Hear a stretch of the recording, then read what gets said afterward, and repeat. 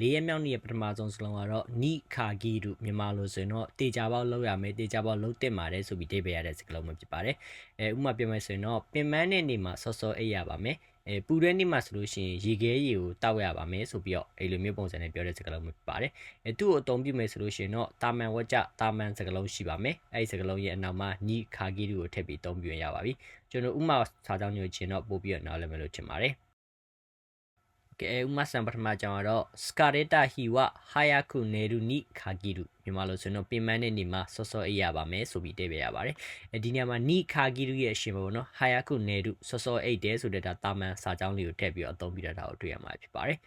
နောက်ကြောင်းဆက်ကြည့်မယ်ဆိုရင်တော့အာဆူဟီဝစမဲတိုင်းမီဇူနိခါဂီရူပူတဲ့နေ့မှာဆိုလို့ရှိရင်တော့ရေခဲရေတောက်တင်မှာရေခဲရေတောက်ရပါမယ်ဆိုပြီးတော့မြန်မာလိုတိပေးရပါတယ်ဒီနေရာမှာလည်းနိခါဂီရူရဲ့ရှင်မှာစမဲတိုင်းမီဇူအေးတဲ့ရေခဲရေဆိုပြီးတော့အဲ့လိုမျိုးတွဲပြီးတော့အသုံးပြုထားတာကိုတွေ့ရပါတယ်နောက်တစ်လုံးကတော့နိခါဂီတဲမှားပဲပေါ့နော်မြန်မာလိုဆိုတော့ဒီအချိန်မှပဲဆိုပြီးတဲပေးရတဲ့စကားလုံးဖြစ်ပါတယ်ဥပမာပြောမယ်ဆိုရင်တော့အရေးကြီးတဲ့ရက်မှာပဲမိုးရွာတယ်အရေးကြီးတဲ့အချိန်မှပဲအဆက်အသွယ်တွေလာနေတယ်ဆိုပြီးတော့အသုံးပြုတဲ့စကားလုံးမျိုးဖြစ်ပါတယ်အသုံးပြုမယ်ဆိုရင်တော့သူ့ရဲ့ရှေ့မှာ noun နာရှိရပါမယ်အဲ့ဒီနောက်မှာနိခါဂီတဲကိုထည့်ရပါပြီကျွန်တော်ဥပမာစာကြောင်းတွေကိုဆက်ပြီးတော့ကြည့်အောင်ပါဥမာစံပထမအကြောင်းကတော့ဒိုင်ဂျီနာဟီနီခါဂီတဲအမေဂါဖူဒူမြန်မာလိုဆိုတော့အရေးကြီးတဲ့ရက်မှာပဲမိုးရွာတယ်ဆိုပြီးတိပေးရပါတယ်ဒီနေ့မှာနိခါဂီတဲရဲ့ရှေ့မှာဒိုင်ဂျီနာဟီအရေးကြီးတဲ့ရက်ဆိုပြီးတော့ noun နာကိုတွဲပြီးတော့အသုံးပြုထားတာကိုတွေ့ရမှာဖြစ်ပါတယ်နောက်ကြောင်းဆက်ကြည့်မယ်ရှင်တော့ဤဆိုရီဒေရူတိုကီနီခါဂီတဲရန်နာခုကခုဒူမြန်မာလိုဆိုရင်တော့အလျင်လိုနေတဲ့အချိန်မှာပဲအဆက်အသွယ်တွေလာတယ်ဆိုပြီးတိပေးရပါတယ်ဒီနေ့မှာလည်းနိခါဂီတဲရဲ့ရှေ့မှာဤဆိုရီဒေရူဟီဤဆိုရီတိုကီပေါ့နော်အလင်းလိုနေတဲ့အချိန်ဆိုပြီးတော့ဒီလိုမျိုးနောင်းနဲ့တွဲပြီးတော့အသုံးပြုထားတာကိုတွေ့ရပါတယ်နောက်တစ်လုံးကတော့နိခါဂီရီမြန်မာလိုဆိုရင်တော့တင်မယ်ဒီနေ့တင်မယ်ဒီတစ်ခုတင်မယ်ဆိုပြီးတိပေးရတဲ့စကားလုံးဖြစ်ပါတယ်ဥပမာပြောမယ်ဆိုရင်တော့ဒီနေ့တင်မယ်ဈေးတစ်ဝက်နဲ့ရောင်းတာပါဒီနေ့ပဲနောက်ရက်တင်မရောင်းနောက်ပြီးတော့ကျောင်းသားတွေတွင်မဲ့ဝင်ကြီးအခမဲ့ပါကျောင်းသားတွေပဲဝင်ကြီးအခမဲ့ကျောင်းသားမဟုတ်တဲ့လူဆိုရင်ပတ်စံပေးရမယ်အဲဒီလိုမျိုးတိတ်ပဲနဲ့အသုံးပြုတဲ့စကားလုံးမျိုးဖြစ်ပါတယ်အသုံးပြုမယ်ဆိုရင်တော့အရှိမ noun နာမရှိရပါမယ်အဲ့ဒီအနောက်မှာ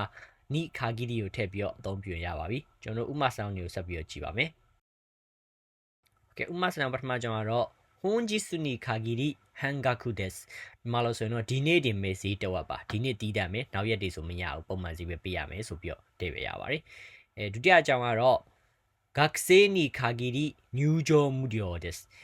ကျောင်းသားတွေဒီမဲ့ဝင်ကြီးအခမဲ့ပါဆိုပြီးပြရပါတယ်ဒီနေရာတွေမှာကြည့်မယ်ဆိုရင်တော့နိခါဂီရီရဲ့ရှေ့မှာဟွန်ဂျစ်စုတို့ဂက်ဆေဆိုတဲ့နောင်းနေနန်တွေကိုထည့်ပြီးတော့အသုံးပြုထားတာကိုတွေ့ရပါတယ်အဲဒီလိုမျိုးပုံစံနေနဲ့အသုံးပြုလို့ရပါတယ်နောက်တစ်လုံးကတော့နိအိုဂျီတဲမြန်မာလိုဆိုရင်တော့ like ပြီးတော့ဆိုပြီးတိပြရတဲ့စကားလုံးဖြစ်ပါတယ်ဥပမာပြောမယ်ဆိုရင်တော့လူရေအတွက်ပေါ်လိုက်ပြီးတော့ခုံနေကိုပြင်ဆင်ပါမယ်အခြေအနေပေါ်လိုက်ပြီးတော့ plan ကိုပြောင်းပါမယ်ဆိုပြီးတော့အသုံးပြုတဲ့စကားလုံးမျိုးဖြစ်ပါတယ်သူ့အသုံးပြုမယ်ဆိုရင်တော့ noun နာနဲ့တွဲပြီးသုံးပါမယ်ဒီနာရဲ့အနောက်မှာနိအိုဂျီတဲကိုထည့်ပြီးတော့သုံးရင်ရပါပြီကျွန်တော်ဥပမာဆောင်တွေကိုဆက်ပြီးတော့ကြည့်ပါမယ်